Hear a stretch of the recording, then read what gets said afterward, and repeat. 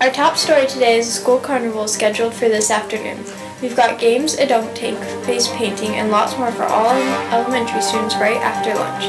Middle and high school students that are signed up need to report to the bus barn area right after lunch as well and get a name tag and head out to the area that they're working in. We'll be right back with more in a moment on Patriots Today.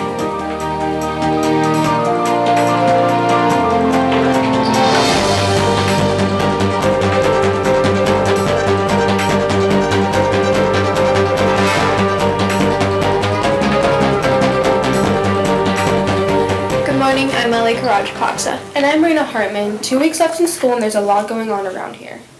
The high school chess tournament wrapped up yesterday after school in Mr. Griffin's room.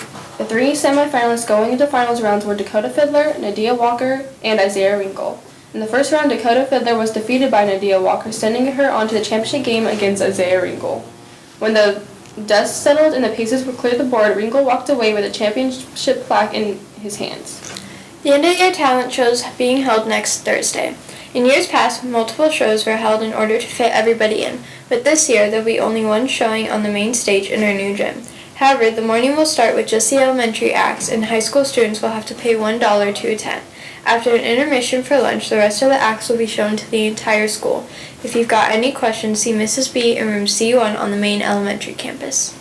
The Anti-Bullying Club is selling summer send-offs. Support the Anti-Bully Club and give your friends a treat as they head off to summer vacation for only $1. Each send-off includes a Kool-Aid packet with a fun straw. You can buy your summer send-off in offices or in Mrs. Arnold's classroom by May 1st. Also, teachers, you can buy a class set for only $15. The school is holding a pair of volleyball skills camps this Saturday and next Saturday in the new gym. The event will cost $10 per student and include a free camp t-shirt along with individualized skill development in passing, setting, serving, running, blocking, rotation, transition, and footwork. The camp will run from 8 to 11:30 a.m. on both Saturdays. This Saturday is for elementary students who will be in grades 3 through 5 next year. Next Saturday is for middle and high school students. Pick up a registration form in the office and return it with your parent's signature and your $10 by tomorrow. Pay $15 to register at the event. For more information, see Mrs. Hoyt, the high school volleyball coach. Student council campaigns are underway, and so far the response from potential candidates has been light.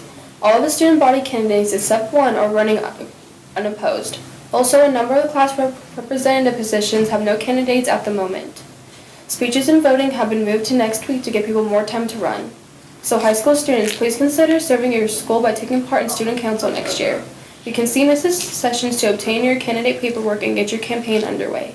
The National Honor Society meet today at 11:30. Members should grab their lunch and bring it to the meeting. All tutoring hours should be finished beforehand. Also, the Strategy Game Club meets today after school in Carson's Credit Recovery Room. And that's your school news. Sports is next right after Today in History.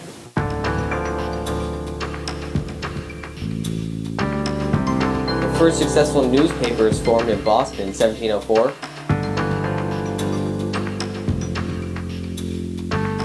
In 1974, the NFL allowed the Tampa Bay Buccaneers to be formed.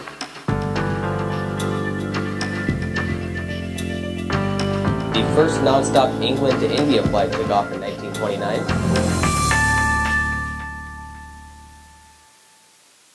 Stephanie Schneider isn't here to join us today, so any games to report on, Malika? No, Raina, none of our teams played last night, but here's what's coming up.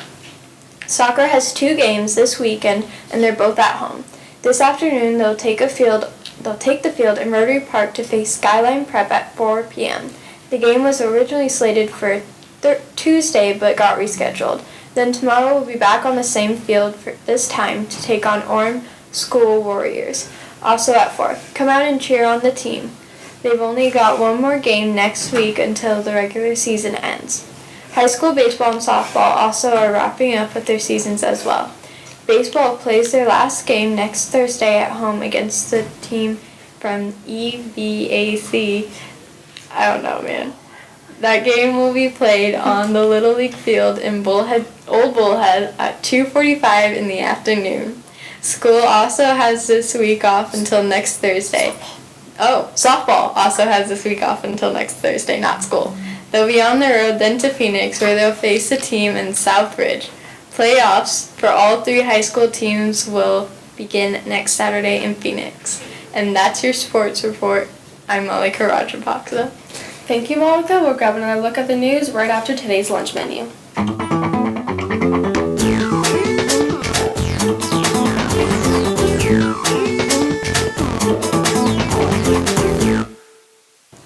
And let's go back to the news with some stories from our community and beyond. Another small plane crash has been reported in the Fort Mohave area. Tony Guinera of Norco, California experienced control difficulties on Monday and made an emergency landing in a remote desert area a mile high from Sun Valley Airport.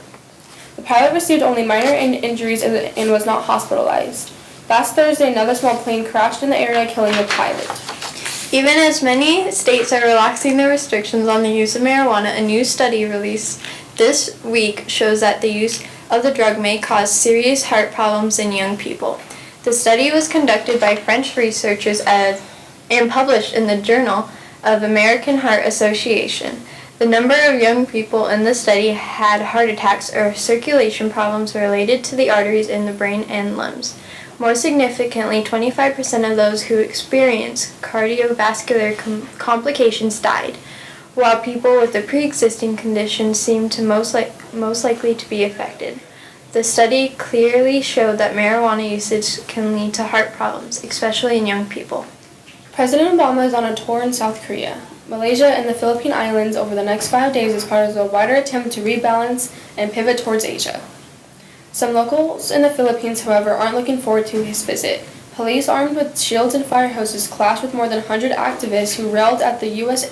Embassy in Manila yesterday to oppose the upcoming visit by the American president.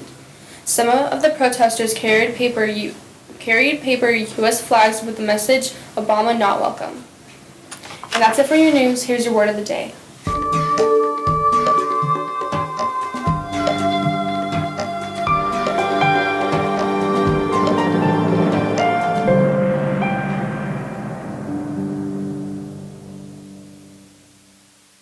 That about does it this week. Remember to come out and cheer on the soccer team today and tomorrow.